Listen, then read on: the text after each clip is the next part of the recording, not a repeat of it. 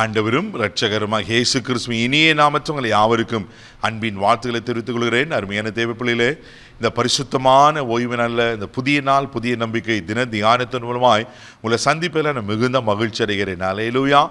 இன்றைக்கு கூட இந்த ஓய்வு நாளுக்கென்று கர்த்தர் நமக்கு கொடுக்கிற ஆலோசனை என்ன? சங்கீதலின் புஸ்தகம் 139 சங்கீதம் 23வது வசனம் கூட வாசிக்க கேட்போம். தேவனே, என்னை ஆராய்ந்து என் இருதயத்தை அறிந்து கொள்ளும், என்னை சோதித்து என் சிந்தனைகளை அறிந்து கொள்ளும். அல்லேலூயா. இங்கே தாவீது ஒரு காரியத்தை கேட்கிறார். தேவனே, என்னை ஆராய்ந்து என் இருதயத்தை அறிந்து கொள்ளும், என்னை சோதித்து என் சிந்தனைகளை அறிந்து கொள்ளும். ஆண்டவரே, தேவப்பிள்ளையில இந்த லெண்டு நாட்களில் நிறைய காரியங்கள் நீங்கள் செய்திருப்பீங்க. நான் இதை செய்ய மாட்டேன், அப்படி செய்ய மாட்டேன், அப்படி நல்லது அதெல்லாம். ஆனால் இந்த லெந்து நாட்களில் நம்மை நாமே தற்பரிசோதனை செய்வது மிக மிக மிக அவசியமாக இருக்கிறது. அல்லேலூயா. ஆமென். தேவனே, என்னை ஆராய்ந்து என் இருதயத்தை அறிந்து கொள்ளுமா.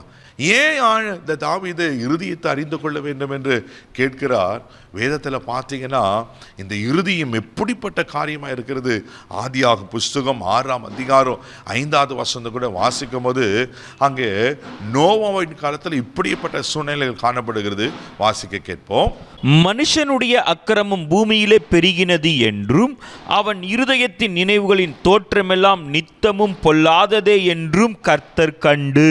பாருங்க, மனுஷனுடைய அக்கிரமம் பூமியில பெருகினதான். ஏன் அக்கிரமம் பெருகினது? அங்க சொல்லப்ப அவன் இருதயத்தின் நினைவுகளின் தோற்றமெல்லாம் நித்தமும் பொல்லாதது. அப்ப இருதயத்துல தோன்றுகிறது, யோசிக்கிறது, அதன் மூலமா செய்கிற காரியங்கள் எல்லாம் பொல்லாத காரியங்கள். இந்த பொல்லாத காரியத்தில் அக்கிரமம் பெருகிறது. ஆண்டவரே மனஸ்தாபப்படுவார். ஏன் இந்த மனுஷனை சிருஷ்டித்தேன் என்று சொல்லி ஆண்டவர் மனஸ்தாபப்படுகிறத நம்ம பார்க்கிறோம். அல்லேலூயா. நம்ம இருதயம் ஆண்டவருக்கு ஏற்ற இருதயமாக காணப்படுகிறதா, அல்லது இன்னைக்கு இருதயத்தில் எப்படிப்பட்ட காரியங்கள் காணப்படுகிறது? தேவப்பிள்ளைகள் அங்கே இருதயம் சதையான இருதயம் இருக்கிறதா, அல்லது கடினமான இருதயத்தமாக இருக்கிறதா?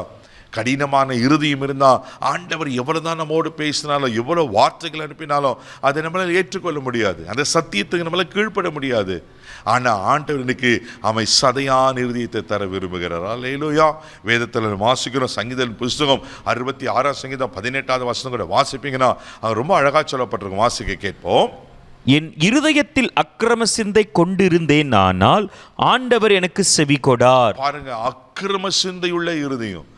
யார் அழிக்கலாம், யாருக்கு விரோதமான தீமை செய்யலாம், யாருக்கு விரோதமான காரியங்களே செய்யலாம், அக்கிரமமான அநியாயமான காரியங்கள். தேவப்பிள்ளையில அப்போ நம்ம இருதயம் எப்படி இருக்கிறது?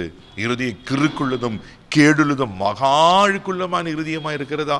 இன்னைக்கு நம்ம இருதயத்தை சரி பண்ண ஆண்டவர் விரும்புகிறார். அல்லேலூயா. நீதிமொழிகள் புஸ்தகம் 6ஆம் அதிகாரம் 25வது வசனம் கூட நீங்க வாசிப்பீங்கன்னா அங்க சாலமோன் இப்படியா சொல்லுகிறார். வாசிக்க கேட்போம். உன் இருதயத்திலே அவள் அழகை இச்சையாதே, அவள் தன் கண் மைகளினால் உன்னை பிடிக்க விடாதே. பாருங்க, இச்சையான இருதயம். எதை பார்த்தாலும் ஆபாசமா பார்க்குறது, எதை பார்த்தாலும் இச்சிக்கிறது, பொருளை பார்த்தா இச்சிக்கிறது, ஆப்போசிட் செக்ஸை பார்த்தா இச்சிக்கிறது. தேவப்பிள்ளையில இச்சையான இருதயம். ஒருவேளை உங்கள் இருதயத்தில் இச்சையான இருதயம் இருக்கா? இப்படி பல இறுதிகள் சொல்லிக்கொண்டே போகலாம். நீதிமொழிகள் புஸ்தகம் 11ஆம் அதிகாரம் 20ஆம் வசனம் வாசிப்பீனா மாறுபாடு உள்ள இருதயம் என்று சொல்லப்பட்டிருக்கும். நிமிஷத்துக்கு நிமிஷம் மாறிக்கொண்டே இருப்பாங்க. ஆலயத்துக்கு வரும்போது ஒரு வாழ்க்கை, வெளி உலகத்தில் ஒரு வாழ்க்கை. ஆமென். மாறுபாடான இருதயத்தை கர்த்தர் அருவருக்கிறார். தேவப்பிள்ளையிலே இன்னைக்கு ஆண்டவர் எதிர்பார்க்கிற காரியம், ஆமென், ஒரு பரிசுத்தமுள்ள இருதயம். அல்லேலூயா. ஆமென். சுத்தமுள்ள இருதயத்தை ஆண்டவர் எதிர்பார்க்கிறார். இந்த நாட்களில் நம்ம இருதயம் சுத்தமாக இருக்கட்டும், நம்ம வாழ்க்கை சுத்தமாக இருக்கட்டும், நம்ம சிந்தனைகள் சுத்தமாக இருக்கட்டும். தேவப்பிள்ளையில அப்போ ஒருவேளை என்னென்ன காரியத்தில் சரி செய்ய வேண்டுமோ நாம் சரி செய்யும் போது, அவர் ரத்தத்தினால் கழுவப்படும் போது ஆண்டவரை பரிசுத்தமாக்க விரும்புகிறார். நம்ம ஒப்பு கொடுப்போம். கண்களை மூடி நம்ம ஜெபிக்கலாம். அன்பு தகப்பனே, உமக்கு நன்றி சொல்லி உம்மை துதிக்கிறோம். ஸ்தோத்திரப்பா. ஆண்டவரே, உமக்கு நன்றி. வேதனை உண்டாக்கும் வழி என்னிடத்தில் உண்டோ என்று பார்த்து எங்கள் இருதயத்தை ஆண்டவரே ஆராய்ந்து கொள்ளும்படியாக ஜெபிக்கிறோம். ஆண்டவரே, உமக்கு ஸ்தோத்திரிக்கிறேன். ஆண்டவரே, எங்கள் இருதயத்தை பரிசுத்தப்படுத்தும். இந்த பரிசுத்தமான ஓய்வு நல்ல ஆண்டவரே, எங்கள் இருதயம் பரிசுத்தமாக இருது.